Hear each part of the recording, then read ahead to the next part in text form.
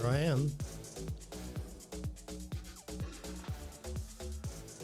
Let's turn down that Epidemic Sound instrumental. Just a tad. We'll leave it on a little bit on the low side, so almost like being in the dentist office. Except I don't have it drilled, I can reach you. There you go. So, got some good news to report from the world of Tesla. Every morning, as you may know, I go on the Tesla site, which I'm going to show you here. Right there, see that? There's my car. Oops, we have one of these. You see up in that corner. There's one of those things. That means I hit the control key by mistake. I have this beautiful keyboard. Whoops, let's go this way. You can see that.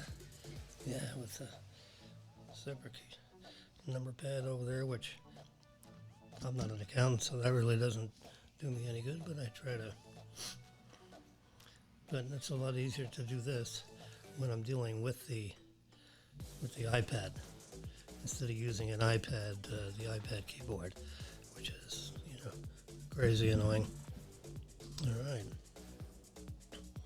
So I got this microphone aimed at me. It's almost like it's going to emit radiation and blow me off the face of the earth. Anyway, so the exciting thing about this is, look at that. That is my VIN number. I've been looking for that VIN number ever since I ordered the car April 26th. And if we page down a little bit, this is even more exciting news. The estimated delivery, see that right there? It used to say, this is like all automated stuff, which makes me totally crazy. Then no one talks to you, right? Actually, Dan did reach out to me, and Dan in the Boca Raton store called me and said, "Hey, congratulations! You ordered your Tesla, and your lease was approved, and all this stuff." Which is important because it's a $54,000 car, and I'm leasing it, not paying cash. So that lease commitment goes a long way for them to manufacture the car. So anyway, up here on the top line where it says June 2nd through June 8th, that used to say 4 to 9 weeks. And then the third paragraph underneath said 4 to 9 weeks from the date of your official order date, which is April 26th. So you get your calendar out, and so yesterday or today, I think, was the earliest possible date to reach that 4 to 9 weeks. And it turns out today they noticed me, and they revised this whole paragraph. So it says June 2nd through June 8th, which is next week. Well, how cool is that? So, and they say, we will reach out to you to schedule your delivery date. So all this business that you heard last week from me about where am I going to plug this thing in to charge it? Let me get this. Oops. I have this monstrous plug and no place to plug it into. So I wrote a memo to Dr. Brian, and I haven't heard back. I slipped it under his door. There's a bunch of things I told you last time I wasn't going to do because, Anyway, I did anyway. So I went to I went downstairs to our property manager, Ann. I said, "Okay, Ann, here's the deal." And I said, "Dr. Brian, I'm asking him to let me borrow his spot when he's not there. And then, if he's not there, then I plug in. And, like he's not in the spot now. He probably won't be in the spot until Tuesday, because it's a holiday and he seems like he took off. And the spot next to him, 265, is one of these 9 to 5 spots that is usable by people on the second floor in those law firms or whatever those. There's a bunch of different kinds of firms that are on that second floor. So they're all open now. So in theory, I could just park in one of those spots and not bother the good doctor, which I'll probably do.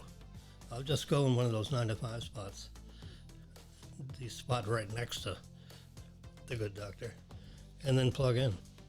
So then my only conflict is if he pulls in and wants to plug in, and my plug is there,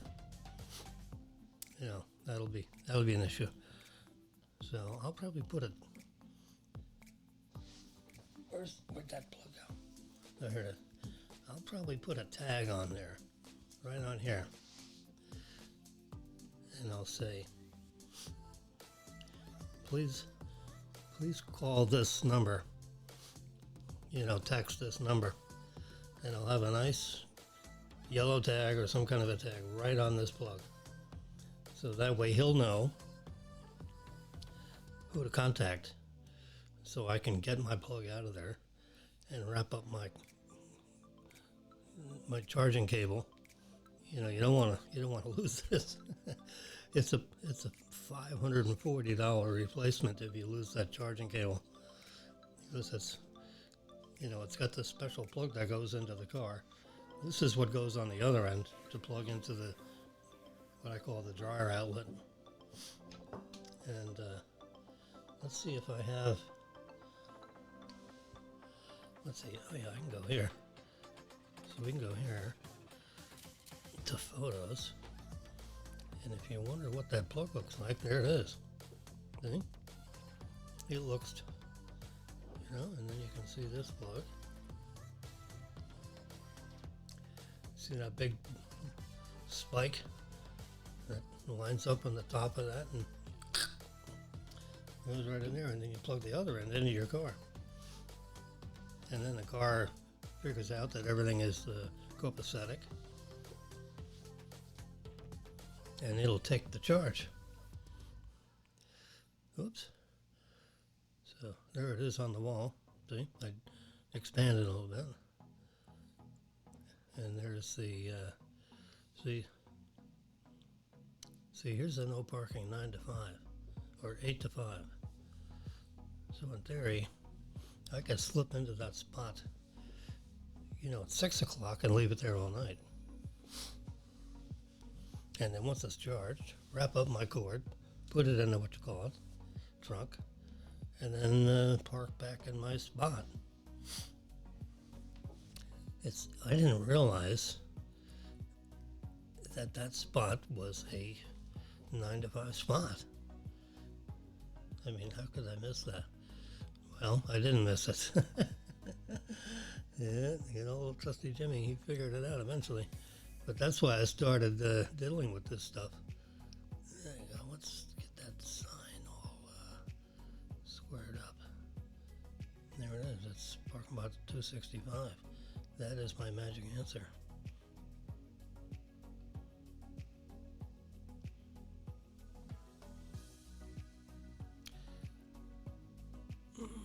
You have so many controls on this. It's amazing.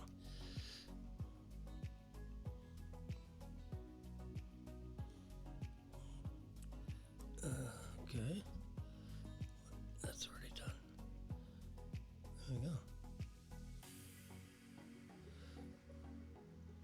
there's both spots. See, reserved parking, so that's for the good doctor. And this one is reserved 95. So I asked Ann, I actually approached Ann, and I said, hey, Ann, why don't we deal with spot 265? She said, well, it's assigned, a group of these spots are assigned to suite number, on the second floor. I said, well, unassign this one, and give it to me, and give somebody in that group my spot upstairs on the third floor. Simple. So, one of those people will have my private parking spot rather than someone in the group. And you can find somebody in that organization that has, let's say you've assigned four spots to, the Payne law firm. So tell the law firm, we really need this spot because of this outlet that we have, and we don't really have, any Tesla charging spots, so we really would like you to take one of these, and we're going to assign this to one of our Tesla tenants. And see what happens. The worst case is they say no, so if they say no, then I'm going to have to deal with the charging, going down to, one of these spots at midnight, which is fine. I'm up at 11 o'clock anyway, so I just take a little ride. So instead of having the spot to myself, I just go down there to fill up. And said I could do that. And there wouldn't be, so I don't have to worry about the electric charge and supercharging and all that crap. Because, when you have charging capability in your garage, you basically can top off your tank, so to speak, every night. So whenever you leave your parking spot, you've got 300 miles worth of range. Instead of driving a gasoline car where you fill up and then you ride around. And then, when you're 4 days, 5 days into the week, you look at your gauge and it says, well, 1/4 of a tank left, which, is like 100 miles of range. You think, I don't want to do the gas station thing today. So then you ride around a few more days, and now you're down to like 50, 60 miles. You're on 1/16 of a tank. The new Hondas, they tell you in miles how much range you have left in your gas tank in miles. So when it gets to, when Marilyn drives the car, she'll ride it right down to 10 miles. I said, Marilyn, you shouldn't do that. If this gauge is not so accurate, it may be almost out of gas. Anyway, so we're used to dealing with how many miles of range in a Honda. Now, when you fill up a Honda, you've got 450 miles of range when you fill it up. So that's a lot of range. This Tesla is 426. I just looked it up. I used the wrong number last time. I thought it was like 416. It's 426. Anyway, so let's just round it to 425. So, 325. 325. So you're not allowed to touch the top 5%. So I think we did this math before. Let me do it on my phone. So I have a calculator right here. So if the range is 325 and I can't touch the top 5%, so let's multiply that by 0.95. So I really only have 308 miles of usable range. And they don't want you to run the battery down to the bottom 5%. So that's another 5%. So times 0.95. Because if they don't want me to use 5%, that means I can use 95%. There we go. So the range is 293. Let's just say, 293, 295. So just about 300-mile range. So when they say 326, I really mean aim. You can't use the, so you got, 290 miles of range. So for driving around town and so forth, not going on a trip. So I ride around for the day and I use 50 miles worth of electricity, and that, I probably won't drive down to this spot. Yeah, but I've got the same, hesitancy. You don't have to fill it up every day. So if it gets below half, then at 11 o'clock I'll park in 265. Hope no one's in that spot, either spot, because either spot, this plug, 266 is on this side, and 265 is over on that side. So I hope she gets me spot 265. And I'll just park there. I can plug in, whenever I feel like it. And with the only exception is if the good doctor is already plugged in, I'm not going to unplug his wire. But I'm going to put a tag on mine. Nice big tag, printed on both sides, so you won't have to flip it over. And see, the plug is on the back of the wall, so no one kind of can see that. People driving around there can't see that you're plugged into that.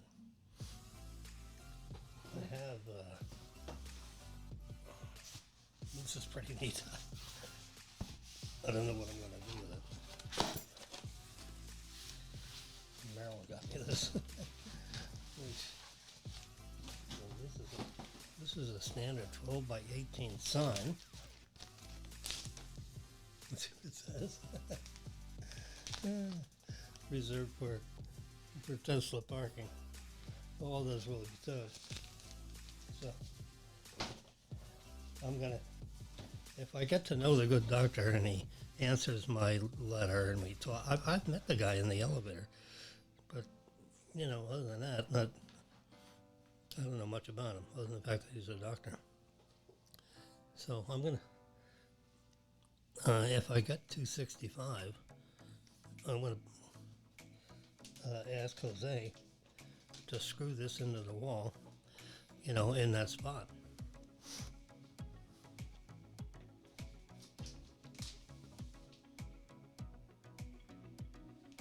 Well, this says Tesla parking only. Well, I don't want anybody parking. I'm going to have that right next to the other sign that says reserved parking, which means I don't want you parking there because that's my parking spot. And if the good doctor likes that sign, I'll get him one. Just for the fact that he had to deal with me. It costs like $30, so no big deal. Anyway, so that's the latest on the Tesla story. I spoke with Ann. She said she's going to speak with these people, the 9 to 5 people, or I keep on saying 9 to 5, 8 to 5 people. And, so she'll do that. And she said, I can't do it today. Well, that was like yesterday, or 2 days ago. I think I spoke to her on Thursday. I said, look, it's not an emergency. I don't even have the car yet.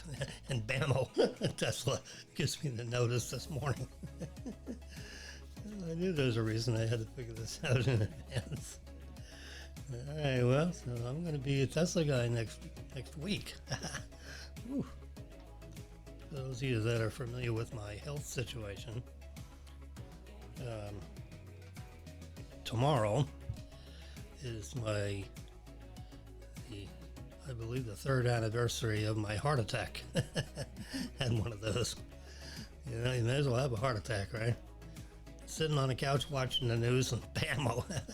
I mean, I didn't fall on my face, but I just felt this really strange pressure, and thinking, what the hell's going on here? The news wasn't that exciting that night. I'm watching the 6 o'clock news. I swear to God, the Fox News guy, Brett Baer. So I'm watching this news and I think, holy shit. So I'm feeling this pressure, and I look at my watch, can see my watch, but that kind of goes away when you see that with this Apple Watch. It keeps track of my heart rate. See, there's a graph on there. You can't hardly see it. Let's see if I stand up and move over a little closer to the camera. There you go, see that?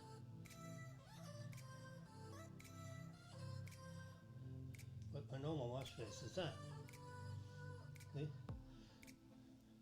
My pulse has had a low of 71 and a high of 105 today, and it's currently 81, and this is the time of day. Anyway, so this Apple Watch keeps track of everything about my heart rate and pulse and all that stuff. And anyway, I had the watch on, and it said your pulse is like 180, 195. I said, holy crap. Why is my heart going 195? I'm sitting on a couch, right? I didn't just stop exercising. You know, my idea of exercising is getting up from the couch and going to the kitchen. Anyway, so my heart is like going nuts. So I figured, I think I have a problem. So I ran around with my little black shopping bag from Publix, and I stuffed it with my iPad, my iPhone, my chargers. I got all my stuff ready. So then I rap on the door. Marilyn's on the patio talking on the phone. So I banged the glass with my ring. And I said, Marilyn, we're going to the hospital. Like now. Hang up the phone. She was like, she was a sport, man. She didn't panic or nothing. So I got in the passenger seat, and she drove me to the Boca hospital, and sure is, they check you. They check your blood, and you have a certain enzyme in your blood if you have an active heart attack going on, which I did. It wasn't a big one, it wasn't the kind of one that throws you on the floor and you grab your chest and you say a few Hail Marys. I was just sitting on the couch and I think, oh God, this is crazy. So by the time I got in the car, I was, humped over a little bit. I couldn't sit up all the way, so I just folded my arms, and so Marilyn stops at a red light. I said, Marilyn, don't stop. Make the left turn. I'm literally having a heart attack, okay? So you're killing me. Make the turn. Let the police follow you to the hospital. And there were no cars anywhere for some reason. So she... Oh, geez. You have to have a sense of humor in life, or else, Whew. Anyway, so tomorrow was the day. Tomorrow was the day, the 30th. Yep, 30th of May. I had my surgery on June 5th. So it took a whole week before they actually did the surgery thing, which was huge. Open heart, over the quadruple bypass. They bypassed everything that there was. And I was 12 hours, 11 hours. My body was so ruined from the anesthesia. It gets in your blood system, and my fingers look like kielbasa sausages because everything everything here was all swollen. Marilyn took a picture of her hand and my hand, and these fingers all look like kielbasa. It took me, the patient, operation was a success, but the patient died. Well, usually that happens, because the anesthesia is so dramatic. It's terrible. So, they have to do it because, they kind of like cut right up through your sternum. You look at, you can't even see that anything was there. So Dr. Brian Bethea did a good job putting me back together again. Anyway, so 3 years later, I got a Tesla delivery. Go figure, huh? I've been reading and writing about Teslas for 12 years. I finally get to drive one. All right, well, with that happy note, I think, and since I've been chatting about this now for 26 minutes and 34 seconds, I think I'm going to phase myself out and wish you have a happy Saturday. And if anything more exciting happens, I'll let you know. Have a great weekend.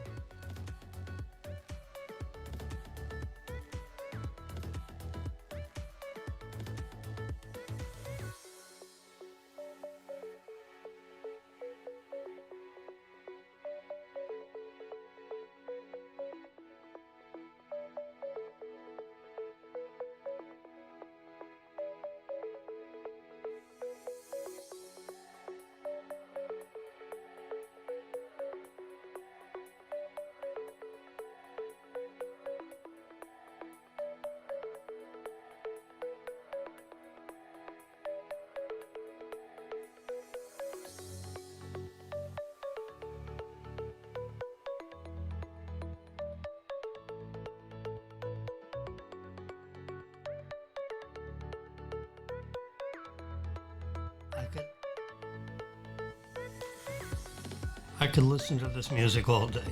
It's amazing.